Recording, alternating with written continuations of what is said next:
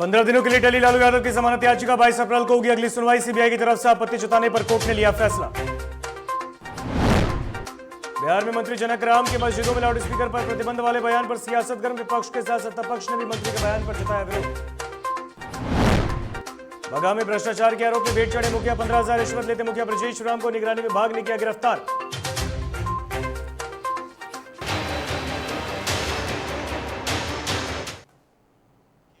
नमस्कार, आप देख रहे हैं डीटीवी भारत और मैं हूं आपके साथ ऋतिक सुमन। खबरें विस्तार से। और इस वक्त एक बड़ी खबर सामने आ रही है आरजेडी सुप्रीमो लालू यादव को लेकर। बड़ी खबर हम आपको बता दें, राजद सुप्रीमो लालू यादव की नहीं थम रही मुश्किल। बड़ी खबर, 15 दिनों के लिए फिर टली जमानत याचिका पर सुनवाई। बड़ी खबर, लालू यादव को अभी और करना होगा इंतजार।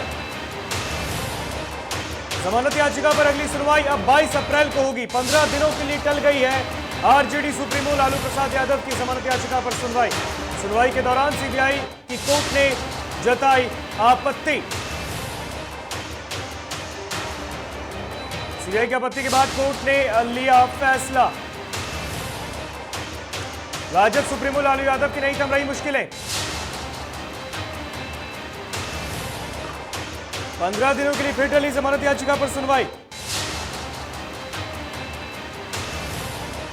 जमानत याचिका पर अगली सुनवाई 22 अप्रैल को अब होगी।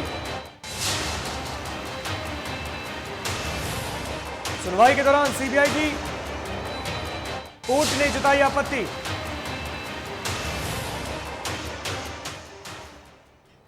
और इस खबर पर अधिक जानकारी के लिए बातचीत के लिए हमारे साथ हमारे सहयोगी उत्कर्ष फोन लाइन पर जुड़े हैं। उत्कर्ष, लालू यादव आरजेडी सुप्रीमो, लगातार उनकी जो सुनवाई है उस पर जमानत याचिका पर जो सुनवाई हो रही है वो टलती जा रही है और ये लगातार दूसरी बार ऐसा हुआ है कि उनके जमानत याचिका पर सुनवाई टली है। अब 15 दिन के लिए और इसकी अवधि बढ़ा दी गई है।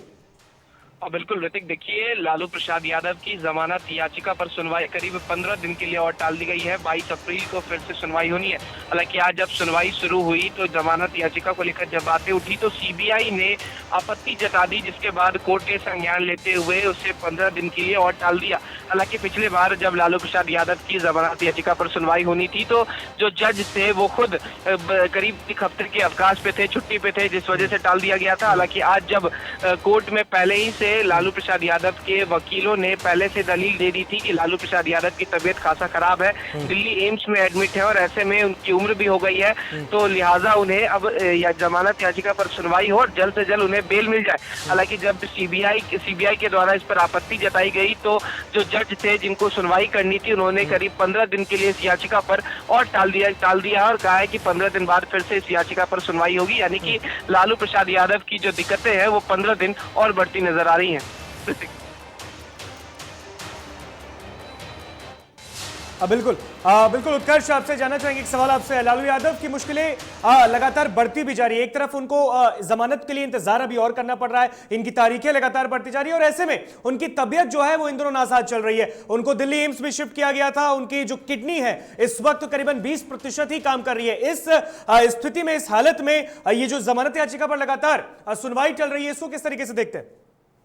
बिल्कुल ऋतिक, देखिए लालू प्रसाद यादव इन दिनों दिल्ली एम्स में इलाजरत हैं। जो स्थितियां हैं लालू प्रसाद यादव की वो काफी ज्यादा खराब है, क्योंकि जब रिम्स में वो एडमिट थे तब उनका जो कैरेटीन लेवल था वो लगातार बढ़ते जा रहा था और ऐसे में जो बात कर ले कि उनकी जो तबीयत है वो काफी ज्यादा खराब हो रही थी। लीवर भी करीब 12% ही काम कर रहा है। तो इसको लेकर डॉक्टरों ने पहले भी कहा था कि लालू प्रसाद यादव को इलाज की जरूरत है और इसी बेल ग्राउंड को लेकर जो उनके वकील है वो चाह रहे थे कि आज उन्हें जमानत मिल जाए, जिस वजह से लालू प्रसाद यादव अच्छे इलाज के लिए, बेहतर इलाज के लिए बाहर निकल सके। लेकिन देखिए अब उनकी जो याचिका है उसे 15 दिनों के लिए टाल दिया गया। तो कहीं ना कहीं लालू यादव ने इससे पहले भी, अगर देखें उत्कर्ष, इससे पहले भी उनके वकील ने उनके स्वास्थ्य की दलील कोर्ट में रखी थी। इस बार भी इस बात की जानकारी मिल रही थी कि उनके स्वास्थ्य को लेकर जो इन दिनों नासाज चल रही है इसको लेकर कोर्ट में एक बार फिर दलील रखी जाएगी। लेकिन एक तरफ से कोर्ट ने बस अगर देखें तो सीबीआई की ही बात को माना है, उनकी दलील को सुना और लालू यादव की सुनवाई जो होने वाली थी, जो उन्होंने दलील उनके वकील ने दी थी उनके स्वास्थ्य को लेकर, उसको नहीं सुना गया, उसको टाल दिया गया। बिल्कुल ऋतिक, देखिए जो दलीलें दे रहे थे उनके वकील, उन्हें फिलहाल नहीं सुना गया क्योंकि सीबीआई की तरफ से जो बातें रखी गई हैं उसको देखते हुए जो जज साहब हैं उन्होंने पहले ही कह दिया कि इस याचिका को कुछ दिनों के लिए और बढ़ाया जाए। और जिस तरीके से सीबीआई के जो अधिकारी हैं उन्होंने पहले ही कहा था कि हमें कुछ समय और चाहिए और भी सारी चीजें उन्हें कोर्ट के सामने पेश करनी है, क्योंकि देखिए चारा घोटाला मामले में सजा याफ्ता है लालू प्रसाद यादव और ये आखिरी जो केस था लालू प्रसाद यादव का वो सामने आया था, इसमें काफी ज्यादा गमन की बातें थी। तो इन तमाम चीजों को लेकर सीबीआई ने इसमें अगर हम लोग ऐसे देखें तो चारा घोटाला मामले के अन्य आरोपी की अगर बात करें तो कृष्ण के मोहन प्रसाद समेत 4 लोगों को वहां पर जमानत मिल गई है, लेकिन लालू यादव की जो जमानत याचिका है वो लगातार टलती जा रही है। बिल्कुल ऋतिक, देखिए इसी पर नेता प्रतिपक्ष तेजस्वी यादव जो कि लालू प्रसाद यादव के छोटे बेटे, उन्होंने भी कहा था कि जब सारी चीजें लालू प्रसाद यादव ने खुद बताई थी, खुद सीबीआई की अनुशंसा भी की थी कि सीबीआई इसको जांच करे, लेकिन फिर से लालू प्रसाद यादव को फंसाया जा रहा है। उन्होंने ये दलील भी दी थी कि जो भी अवैध निकासी होती है, किसी भी तरीके की निकासी होती है तो वो जिला अधिकारी के अधीन होती है, यानी कि जिला अधिकारी अगर जब तक सिग्नेचर नहीं करते हैं तो कोई भी निकासी नहीं की जा सकती है जिला से। और ऐसे में उन जिला अधिकारियों को छोड़ दिया गया और लालू प्रसाद यादव उस समय तत्कालीन मुख्यमंत्री थे, तो उन्हें जानबूझकर षड्यंत्र के तहत फंसाया गया है। बिल्कुल जानबूझ के उनको फंसाया गया है। और ऐसे में देखिए तो बीते दिन संसद में लालू यादव पर गृह मंत्री अमित शाह भी भड़के थे, उन्होंने भी अपना एक बयान दिया था। हालांकि इस तरीके से जो उनकी जमानत याचिका को टाला जा रहा है, ये लगातार दूसरी बार ऐसा हुआ है कि उनकी जमानत याचिका पर सुनवाई उसे टाल दी गई। हालांकि झारखंड हाईकोर्ट ने अब इसका अगली तारीख जो है इसकी वो 22 अप्रैल को निर्धारित किया, यानी कि अब आज से 15 दिन बाद इसकी सुनवाई एक बार फिर अब होगी और तीसरी सुनवाई होने वाली होगी।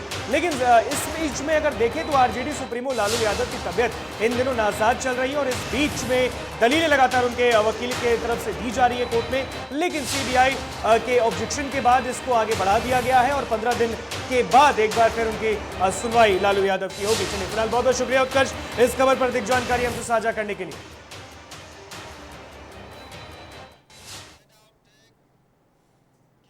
तो बिहार में एनडीए गठबंधन में क्या सब कुछ ठीक है, इस पर एक बार फिर से विपक्ष अपनी बात रख रहा है। बिहार में एनडीए गठबंधन एक बार फिर से विपक्ष के निशाने पर आ गया है। इसको लेकर आरजेडी और कांग्रेस ने गठबंधन पर निशाना साधते हुए गठबंधन को कमजोर बताया है। दरअसल सम्राट अशोक की जयंती को लेकर बीजेपी और जनता दल यूनाइटेड इस जयंती को अपने तरीके से अलग अलग मना रही है। इसका जश्न अलग अलग दोनों पार्टियां मना रही हैं और इस आयोजन को लेकर अब विपक्ष ने इन दोनों ही पार्टियों को आड़े हाथों लिया। उन्होंने कहा कि सत्ता की लालच में एनडीए महापुरुषों को बांट रही है और इसे बांटा ना जाए। जेडीयू और बीजेपी के बीच आपसी खींचतान और अंतर्कलह किस कदर है, एक और उदाहरण देखने के लिए मिल रहा है।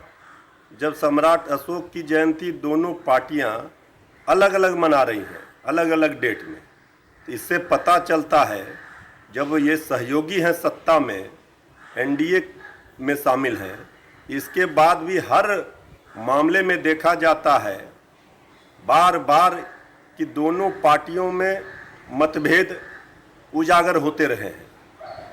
आज वह सरकार महापुरुषों के नाम पे अलग अलग धारा में जब बटा हुआ है तो जनता के नाम पे क्या कर रहा है, जिसका प्रत्यक्ष प्रमाण आप लोग स्वयं हैं। तो सरकार को चाहिए जितने महापुरुष है उसको धारा में न बांट के एक धारा में बांट के अलग अलग विभक्त नहीं करके एक साथ चल के महापुरुषों की जयंती मनाए, चाहे वो सम्राट अशोक जी हों, बाबू वीर कुंवर सिंह हों, सुभाष चंद्र बोस जी हों। इनको जातों में न बांट के राष्ट्रीयता में बांध के चलेगा तब यह बिहार के विकास करेगा। लेकिन नीतीश कुमार और भारतीय जनता पार्टी को तो सत्ता चाहिए, इसीलिए दोनों सम्राट अशोक की जयंती अलग अलग मना रहे हैं और भारतीय जनता पार्टी ने इस जयंती में बढ़ावा दिखा के नीतीश कुमार को छोटा करने का एक बड़ा प्रयास किया है। बिहार सरकार में बीजेपी कोटे से मंत्री जनक राम के द्वारा दिए गए बयान के बाद अब सियासत तेज हो गई। इसको लेकर बिहार में राजनीति तेज है। इस बयान के बाद बिहार में विपक्षी दोनों के साथ ही दलों के साथ ही एनडीए दल में भी शामिल हम प्रवक्ता दानिश रिजवान ने हमला बोला। आपको बता दें कि मस्जिदों में होने वाले अजान पर रोक लगाने को लेकर मंत्री ने तर्क दिया था। इसके बाद सियासत जारी है। आम मस्जिद मंदिर पे वो राजनीति करना चाहते हैं कि माइक 9 बजे माइक बजे। उनको पता होना चाहिए कि राम कन कन में है, भगवान कन कन में है, अल्लाह कन कन में है। इसीलिए उन्मादी बातों को दरकिनार करके राम की कृपा से 21 सीट पर एनडीए थी जो विधान परिषद में अब 13 सीट पर सिमट गई। वही परिणाम उनको होने वाला है बोचहा में। तो उन्मादी बातों पे कम माइक पे कम, डंडा के पे कम, लाठी पे कम, वो बात करे विकास की, वो बात करे नौजवान के, वो बात करे रोजगार के, वो बात करे किसान के, वो रोके बिहार में अपने बढ़ते अपराध को, तब लोग समझेगा कि भारतीय जनता पार्टी के एक मंत्री ने नेक काम किया। देखिए, कुछ लोग असुद्दीन अवैसी बनने के फिराक में हैं और वो इस तरह की बयानबाजी करते हैं। इस मुल्क में ना आजान की आवाज रुकेगी, ना मंदिर के घंटे की आवाज रुकेगी। जिसकी हैसियत है रोक के दिखाए। ये मुल्क सांप्रदायिक एकता का मुल्क है। आदरणीय प्रधानमंत्री नरेंद्र मोदी जी हमेशा कहते हैं कि सबको लेकर चलेंगे, सबका साथ सबका विकास करेंगे। कुछ लोग आदरणीय प्रधानमंत्री नरेंद्र मोदी जी का सपना तोड़ना चाहता है। उन्हें पता नहीं है कि वो खुद टूट जाएंगे। ऐसे अनाप शनाप बयान देकर। और खबरों में आप रुकेंगे एक छोटे से ब्रेक के लिए, कहीं मत जाइएगा, जल्द हाजिर होंगे।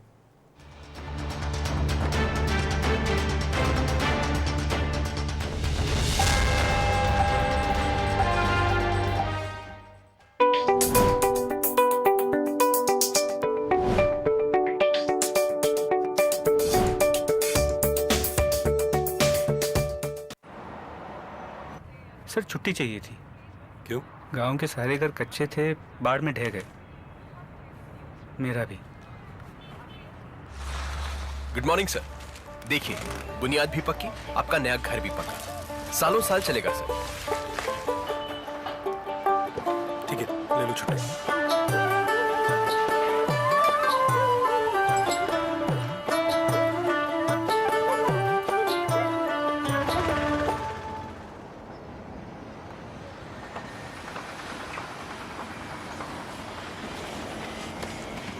लो, हो गया घर पक्का। छुट्टी कैंसिल।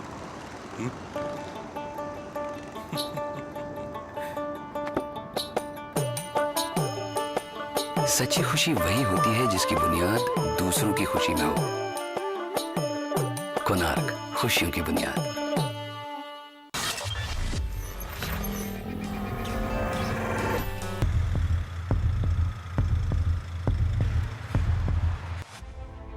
खबरें तमाम देश के नाम, हर सुबह हर शाम हमारी मुहिम से मिले नई पहचान, बिगड़े हालातों में भी बेहतर परिणाम, रहेंगे हर पल आपके साथ। स्थितियां जो भी हों, आप तक खबरें पहुंचाएंगे। कोरोना जैसे संकट में न दूर थे न दूर जाएंगे। समाज से जुड़े हर मुद्दे को उठाएंगे। अगर होगा गलत तो मुहिम चलाकर विरोध भी जताएंगे। पत्रकारिता का हर फर्ज निभाएंगे, क्योंकि हम हैं डीटीवी भारत।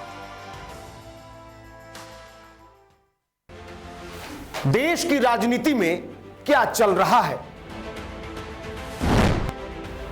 क्या कुछ बड़ा होने जा रहा है? क्या राजनीतिक खिचड़ी पक रही? क्या सियासी गलियारों में गर्माहट बढ़ रही? आपके उलझे सवालों को हम समझाएंगे।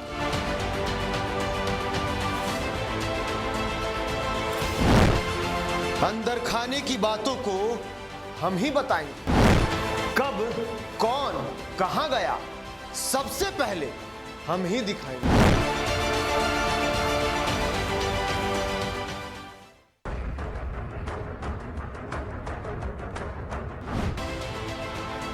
खबरों की भरमार में, खबरों की मार में, खबरें आपके सरोकार की, खबरें जो होंगी आपके दरकार की।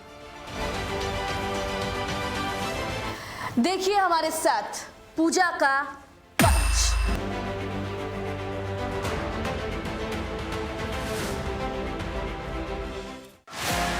खबरें जो कई सवाल खड़े कर जाती हैं, खबरें जो आपको आईना दिखाती हैं, खबरें जो आपको सचेत कर जाती हैं। उन सभी खबरों पर होती है हमारी नजर, जो होती है खबरें आपके सरोकार की। वो खबरें दिखाते हैं हम।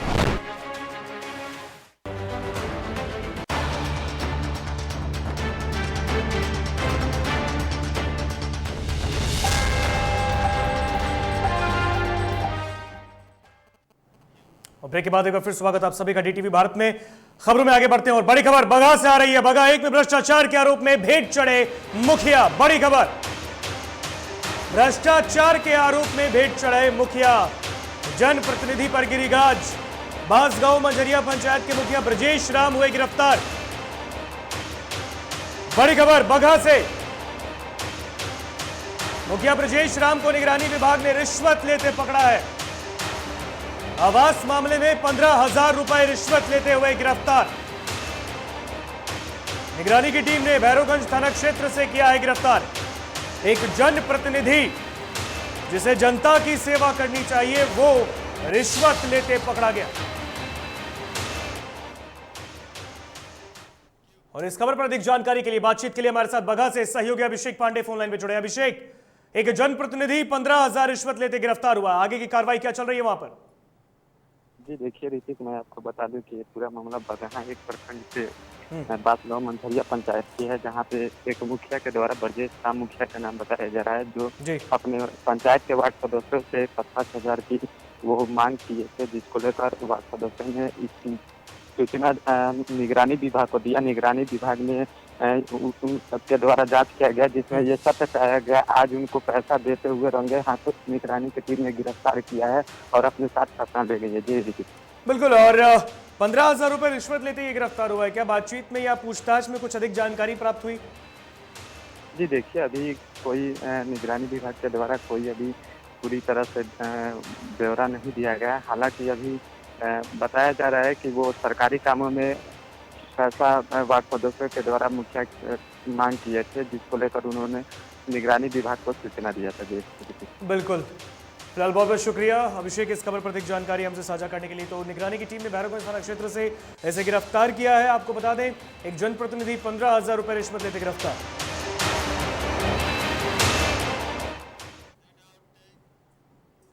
और जहानाबाद के मोहम्मदपुर इलाके में चैती छठ के दौरान एक बच्चा पानी में डूब गया, जिसे आनन फानन में परिजनों ने सदर अस्पताल लाया। चिकित्सकों ने उसे मृत घोषित कर दिया। वहीं परिजनों ने सदर अस्पताल परिसर में जमकर हंगामा किया और डॉक्टर पर लापरवाही का आरोप लगाते हुए तोड़फोड़ भी की। वहीं तोड़फोड़ होता देख डॉक्टर अपना कक्ष छोड़कर फरार हो गए। फिलहाल पुलिस मामले की जांच कर रही है।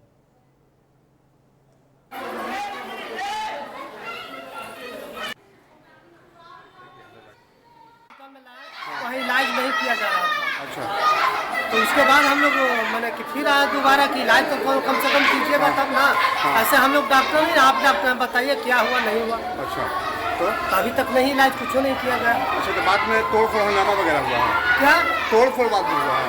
तोड़-फोड़ तो एक दो लड़कन आखिर में जानबे करते कि अपना रहता तो कुछ दिक्कत नहीं। अच्छा, तो कहाँ का लड़का था ये ओइना का घर इसका है। अच्छा, क्या नाम था? अभी नानी घर आए हुए हैं। हाँ, ओइना गाँव। भाई काकू के पास ओइना है ना।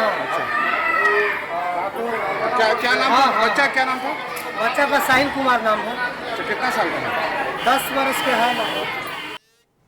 तो पटना सिटी के खाजीकला थाना क्षेत्र के सदर गली में एक बिस्किट फैक्ट्री में आग लग गई। आग लगने का कारण शॉर्ट सर्किट बताया जा रहा है। आग की घटना जैसे ही लोगों को मिली, इलाके में हड़कंप मच गया। आप तस्वीरों में देख सकते हैं कितनी भीषण अगलगी की घटना वहां पर घटी है। इसके बाद आनन फानन में दमकल विभाग को इसकी सूचना दी गई। फिलहाल स्थानीय थाना की पुलिस भी मौके पर पहुंच गई और स्थिति को नियंत्रण करने में लगी है।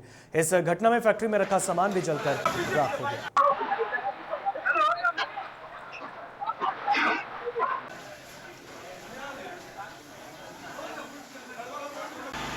किस कारण से लगा? बताइए बताइए। सोए हुए थे, इधर शॉर्ट सर्किट से आग लग चुका था। जब धुआं हुआ हम उठे तो देखा बहुत ज़्यादा आग। अकेले तो कुछ कर नहीं सकते हैं, बाहर निकले तो फिर अंदर गए बुझाने में, कोई रास्ता ना था बुझाने का। वो तो बता रहा है शॉर्ट सर्किट मान लीजिए लाइन के अति कारण से लगा है आग ना। क्या चीज़ का फैक्ट्री था ये? तो बिस्कुट फैक्ट्री था। क्या क्या क्षति हुआ, कितने घायल हुए? बिस्कुट के मान लें कि जो सामान था वो सब क्षति हुआ है। और इस खबर पर अधिक जानकारी के लिए हमारे साथ पटना सिटी से संवाददाता मुकेश फोन लाइन पर जुड़ गए। मुकेश, एक अगलगी की घटना बिस्किट फैक्ट्री में वहां पर घटी है, इसके बाद इलाके में जाहिर सी बात है हड़कंप भी मचा। मौका वारदात की अगर तस्वीर अभी देखें, इस वक्त की घटनास्थल की तस्वीर देखें तो क्या कुछ तस्वीरें सामने निकल कर आ रही? जैसे कि बात की जाए तो घटना खचरा थाना क्षेत्र की सदर गली की है, जहाँ पे बिस्कुट फैक्ट्री में आग लगी। शॉर्ट सर्किट कारण बताया जा रहा है। लेकिन यहाँ तक बात की ज्यादा क्षति होने का मामला प्रकाश में आया, न किसी की दुर्घटनाग्रस्त इसमें हुई है। लेकिन जहाँ तक बात की शॉर्ट सर्किट के कारण प्रथम दृष्टया यहाँ आग लगाने का नियम लगा है। और जहाँ अगर बात की तो ये घनी आबादी है, लेकिन घनी आबादी के रहने के कारण यहाँ ज्यादा क्षति नहीं पहुंच पाने से लोगों में काफी। मुकेश, क्या इस घटना में किसी के हताहत होने की सूचना? क्योंकि हम जो तस्वीरें देख रहे हैं इस वक्त टीवी स्क्रीन पर, ये लगातार इसे देखकर ऐसा लग रहा है कि बहुत भीषण अगलगी की यह घटना है। इसमें नुकसान भी जाहिर सी बात है कि फैक्ट्री के मालिक को हुआ है। क्या किसी के हताहत होने की खबर? जी बिल्कुल, जहाँ तक बात की घनी आबादी है, क्षति किसी को नहीं हो पाई है, न किसी के हताहत होने की बात है, न घायल होने की बात हुई है। लेकिन जहाँ तक बात की घनी आबादी सदर गली एक अच्छा मार्केट बोला जाता है, वहाँ तक कई तरह के व्यवसायी लोग हैं।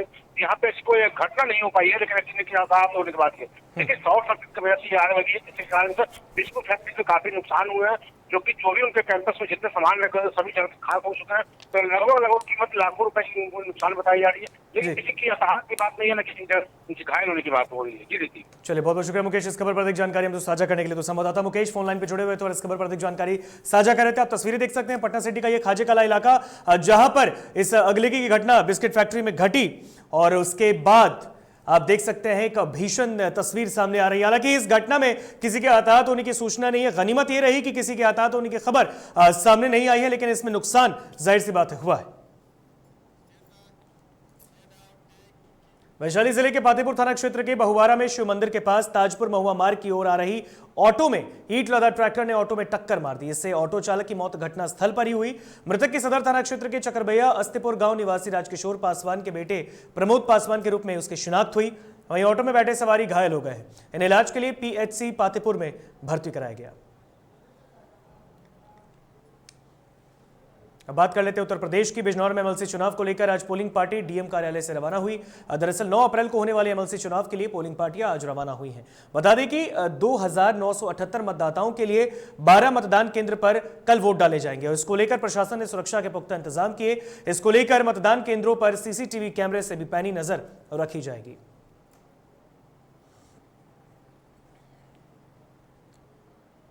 जौनपुर के गौराबाद शाहपुर थाना क्षेत्र के राजपुर में तेज रफ्तार स्कूल वैन पलट गई। बता दें कि टीडीएमसी पब्लिक स्कूल की वैन धर्मापुर से बच्चों को लेकर स्कूल की तरफ जा रही थी। घटना में 5 बच्चे घायल हुए हैं। वैन चालक भी मौके से फरार है।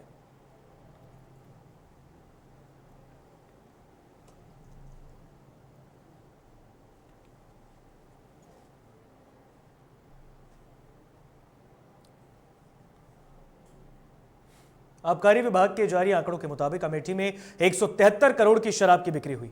बता दें कि सरकार ने साल 2021 और 22 में 185 करोड़ का लक्ष्य रखा। मौके पर आबकारी अधिकारी ने कहा कि पूरे साल हम सभी अवैध शराब की बिक्री के खिलाफ लगे रहे। जो है शराब की जो है वो राजस्व वसूला गया है और कहीं ना कहीं मंदी के दौर में जो है इतनी बड़ी मात्रा में शराब बिकी है। क्या है ये पूरा? देखिए, जनपद अमेठी में जो हमारा साल का शासन द्वारा जो लक्ष्य निर्धारित किया गया था वो 185 करोड़ का था, जिसमें हमने 173 करोड़ रुपए की प्राप्ति की है। जैसा आप लोग अवगत हैं, कोरोना काल में सारे व्यापार के साथ शराब का व्यापार भी बहुत गंभीर रूप से प्रभावित रहा है। यूपी के बलरामपुर के कोतवाली नगर के देवरिया ग्राम में खनन माफिया जेसीबी से लगातार खनन कर रहे हैं। इसके बाद खनन इंस्पेक्टर ने 3 ट्रैक्टर ट्रॉली को पकड़कर कोतवाली भेजा। वहीं मामले में चालक मौके से फरार है।